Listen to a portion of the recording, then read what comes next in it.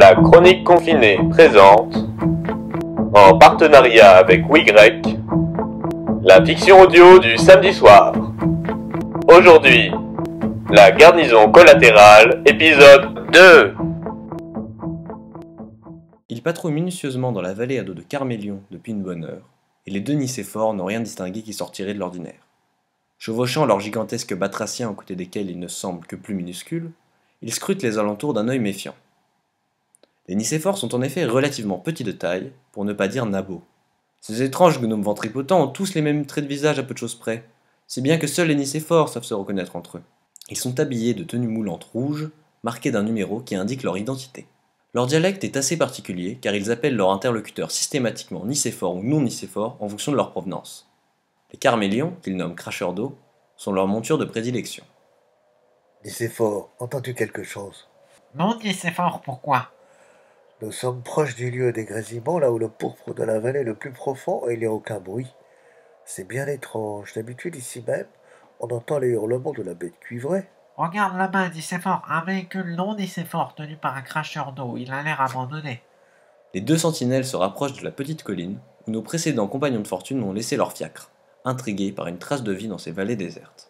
Une fumée s'échappe de derrière cette colline. Je n'aime point que des choses comme cela adviennent.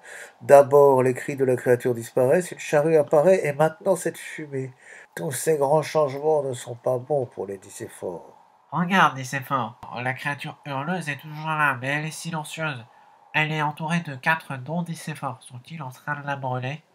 Je ne distingue pas bien, mais les 3 plus gros m'ont l'air menaçants. Mettons-nous à couvert pour ne pas être vus de ces barbares.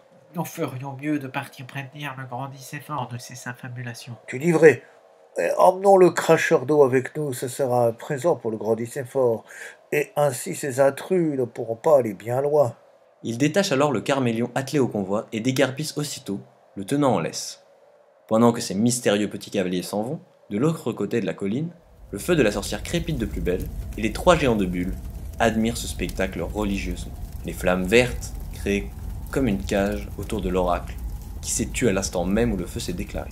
Nos 4 intrus dans la vallée poussière, n'ayant pas remarqué les Nicéphores, continuent le rituel. Ô oracle, toi qui possèdes le souvenir de tout ce qui a été et de tout ce qui sera, toi qui as la connaissance de ce que les anciens appelaient le savoir, toi qui converses même avec les trépassés, j'ai un questionnement irrésolu à te soumettre. On me réveille de ma somnolence. Toi qui me libères de ma léthargie infinie, j'espère que tu connais les règles. Récite-les sans plus attendre, et si aucune étourderie ne s'immisce dans ton discours, tu auras toutes les explications désirées. Si par malheur ton erreur apparaissait devant mes yeux, au grand jour, ta vie ne sera alors plus qu'un souvenir pour les illuminés qui t'auront rencontré par le passé. À l'audition de la voix véritable de l'oracle, les 3 géants reculent et se tournent vers la sorcière, qui semble plus que jamais déterminée à ne pas se laisser démonter. Les règles sont simples. Un cercle de feu autour du prophète le réveillera. Une seule voix il entendra.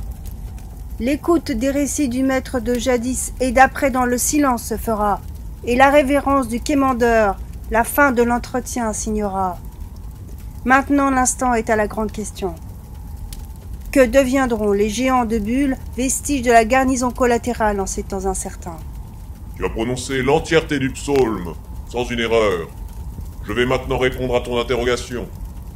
Que le silence soit fait autour de moi. La grande guerre qui a condamné cette vallée à être poussière n'a laissé personne sans reste. Quant à la garnison collatérale, elle désigne bien des peuples, car elle se constitue de tous les survivants des destructions de divers villages par l'armée azurite. Ces villageois, pacifiques et différents à bien des égards, ont décidé de s'unir dans la même convoitise d'assouvir leur vengeance. C'est là que les géants de bulles entrent en scène. Autrefois, une légion immense de près de 2000 géants avec la force de 10 hommes chacun à ce que l'on raconte.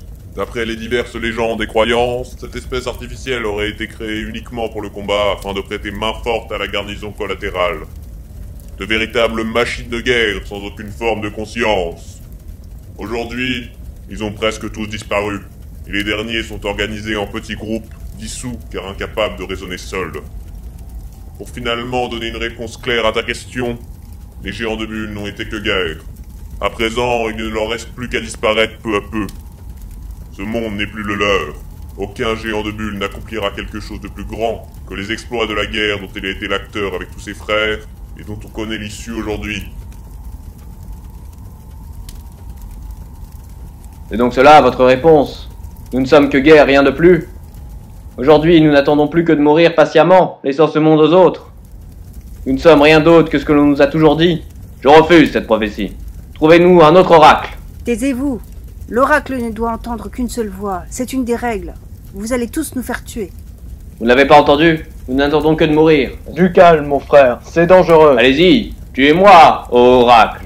Si selon vous, je ne suis que les cendres d'une désolation bien plus grande que moi. À ces mots, les flammes encerclant l'oracle grandissent et il devient brusquement écarlate. Ce hurlement strident retentit à nouveau, mais bien plus fort que ce qui nous avait été donné d'entendre jusqu'ici. La sorcière se bouche les oreilles et s'accroupit sur le sol.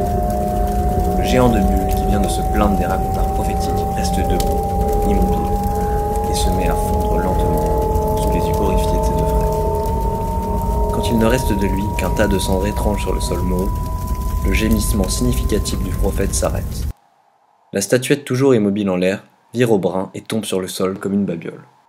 La sorcière se relève alors et fixe le cadavre de l'oracle. Un petit grattement s'échappe de sa gueule pleine de dents pointues, et un brachiour couleur ivoire, gros comme un crâne, en sort, se déplaçant rapidement avec ses petites pattes. Il s'arrête devant la sorcière et la dévisage de ses minuscules yeux inexpressifs. Cette dernière sourit, reprend son chapeau, et se place debout sur sa carapace. L'animal ne réagit pas quand cette femme qu'il n'a vraisemblablement jamais vue auparavant se met debout sur son dos comme s'il était préparé à ce déroulement des choses. La sorcière jette un dernier regard aux deux géants de bulle, accroupis silencieusement devant les cendres de leur frère, et fait un signe au crustacé décapote sur lequel elle se trouve. Ce dernier se met à avancer aussi rapidement qu'un carmélion en galop, malgré ses petites pattes, avec la sorcière debout sur son dos. Tous deux disparaissent alors dans les plaines pourpres de la vallée poussière.